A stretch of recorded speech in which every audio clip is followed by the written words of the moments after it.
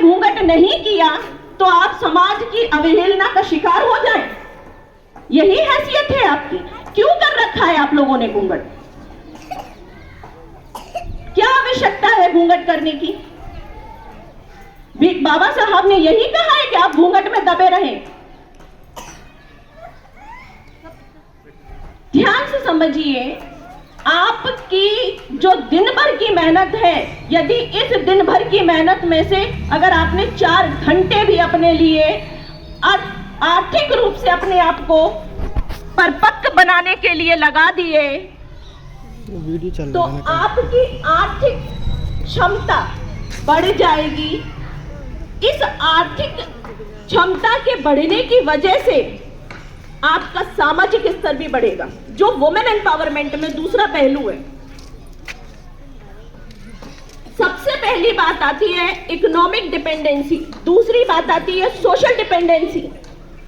आपको सामाजिक स्तर पर हर तरीके निर्णय लेने का अधिकार होना चाहिए। अगर बेटी का ब्याह पक्का होता है तो पिता ही देखने जाएगा लड़का, वहां मां का कोई भागीदारी नहीं होती। क्यों? हर तरीके के जो भी कार्यक्रम है वहां फूफा जिम्मेदार होंगे, जीजा जिम्मेदार होंगे, लेकिन वहां मां का कोई रोल नहीं है। क्यों? इस पुरुष प्रधान देश में यदि आपको कुछ करना है तो सबसे पहला वुमेन एम्पावरमेंट के लिए जिम्मेदारी है कि पुरुष अपनी महिलाओं को एक कदम आगे ले जाने का प्रयास करें। अब यहां पर एक और बात बता दूं मैं आपको। देखिए, समय का अभाव तो नहीं है मैडम, मैं बोलना चाहती हूं, मैं सीरियसली बताऊं, मैं बोलने आई हूं और मैं बड़ा अंदर से कहते नहीं है, आपको खराब ना लगे, मैं भरी बैठी हूं। प्लीज आप माइंड मत करिएगा, मैं भरी बैठी हूं। मुझे बहुत बहुत दुख होता है जब यहाँ की स्थितियों को मैं देखती हूँ। आप ये कहें कि हम बहुत पैसे से बहुत परिपक्व रहे हैं, बहुत अच्छे बैकग्राउंड से, ये बात सही है कि हाँ पॉलिटिकल बैकग्राउंड से बिलोंग करती हूँ, लेकिन हाँ यहाँ जो औरतों का और जो महिलाओं का स्तर है उसे देखकर मुझे दुख होता है, बुरा लगता है। अगर कोई महिला के प्रति कोई आदमी ने अपने परिवार में कोई स्टेप ले लिया कि चलो ठीक है मेरी वाइफ ने कहा है और मुझे ये स्टेप लेना चाहिए, और उस आदमी ने उसका सहयोग कर दिया, इसी समाज के 4 लोग ये कहने लगते हैं कि अरे यार तुम तो समझो ना आगे क्या कहने वाली हूं, समझ रहे हो ना आप लोग? क्या हो आप ही बोलो, क्या हो आपको पता है? हाँ देखिए मैडम ने कह दिया, वहां से ये कह दिया मैडम ने। आदमी क्या है मैं नहीं बोलूंगी, अपने मुंह से लोग बोल रहे हैं। अब एक स्टेप जो भी वो बेचारा व्यक्ति आगे बढ़ाता अपनी महिला को आगे ले जाने के लिए, वो इस समाज के डर की वजह से 4 कदम पीछे हो गया, उसने अगला स्टेप ले नहीं पाया। कहानी जो 200 साल पहले शुरू हुई थी भीमाराव के द्वारा, वो सावित्रीबाई के द्वारा वो फिर से वहीं आकर रुक गई। 200 साल पहले उनके हस्बैंड ने उनको प्रोत्साहित किया कि पढ़ो। वो 200 साल पहले का आदमी बहुत हिम्मत वाला था, मैं ये कह सकती हूं कि वो लगातार खड़ा रहा अपनी बीवी के साथ में। आज अगर आदमी एक कदम बढ़ाता समाज के डर की वजह से वो 50 कदम पीछे हो जाता। प्लीज मेरे हस्बैंड को पॉइंट आउट मत करना, मैं एक चीज बोल दे रही हूँ क्योंकि वो मुझे बहुत सपोर्ट करते हैं, लेकिन यहाँ समाज का जो डर है ना उस चीज को मैं बता रही हूँ। ये जो समाज है ना बहुत कहीं ना कहीं दबा कुचला देता है औरतों को। प्लीज इस चीज को अब 2 बातें हो गई मेरे द्वारा।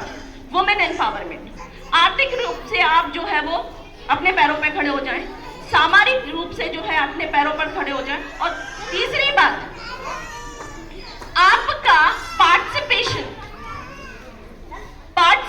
आपके फैमिली में, पार्टिसिपेशन अपने समाज में, पार्टिसिपेशन हर तरीके के डिसीजंस में अगर कोई आर्थिक निर्णय लिया जा रहा है परिवार में, महिलाओं का भी भागीदारी हो, उनको भी बताया जाए। यहां 3 बातें बहुत आवश्यक है सशक्तिकरण के लिए,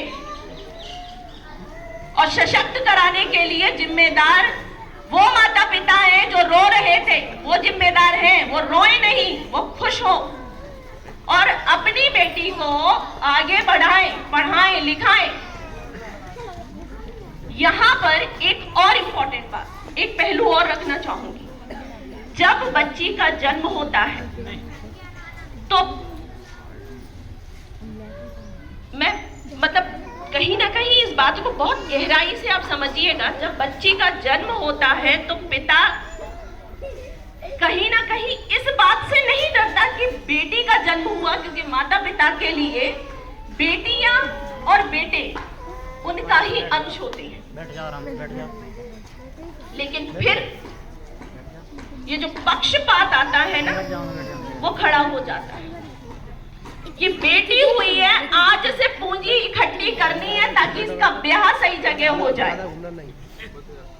आप ये सोचना बंद कर दीजिए कि बेटी हुई है, पूंजी इकट्ठी करनी है, इसका ब्याह अच्छी जगह करना है। आप उसकी जगह ये सोचिए कि बेटी हुई है, मुझे उसकी शिक्षा पर इतना खर्च करना है कि वो अपने पैरों पर आर्थिक रूप से खड़ी हो जाए।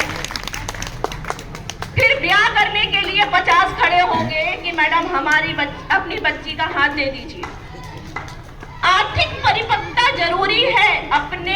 देखिए, मैंने आपको पहले भी बोला कि वुमेन एम्पावरमेंट में 3 बातों का आवश्यकता है। आर्थिक रूप से आप अपने आप को स्ट्रॉन्ग करें, सोशल रूप से अपने आप को स्ट्रॉन्ग करें, और आपका पार्टिसिपेशन हर एक्टिविटी में होने लगे। आप मान लीजिए कि आप सशक्त हो गए। अंतिम शब्द कुछ कहना चाहूंगी, बड़ा ध्यान से सुनिएगा। आज अगर 200 साल पहले सावित्रीबाई फूले जिद नहीं करती तो इतने आगे एक इतिहास नहीं रचते। वो 500 जवान जिद नहीं करते तो 28,000 पर भारी नहीं पड़ते। तो अंतिम चंद पंक्तियां एक जिद के लिए। मैं उम्मीद कर रही हूं कि ये छोटे छोटे बच्चे भी मुझे सुन रहे हो ना? सुन रहे हो ना? से यस। हाँ, सुन रहे, मतलब सबका टेंशन है। अंतिम चंद पंक्तियां हैं, एक जिद अपने आप से करके तो देखो। महिलाओं के लिए स्पेशली है, ये युवा वर्ग जो खड़ा हुआ है उसके लिए भी है, और हमारे उन पुरुषों के लिए भी है जो महिलाओं को कहीं ना कहीं अप्रोत्साहित करते हैं। एक जिद अपने आप से करके तो देखिए, बहुत जिए औरों के लिए, बहुत जिए औरों के लिए, अपने लिए मर के तो देखिए। एक जिद अपने आप से करके तो देखिए, बहुत जिए औरों के लिए, अपने लिए मर के तो देखिए। दौलत शोहरत इज्जत सब होगा तुम्हारा, दौलत शोहरत इज्जत सब होगा तुम्हारा। तुम हदों की हदों को पार करके तो देखो।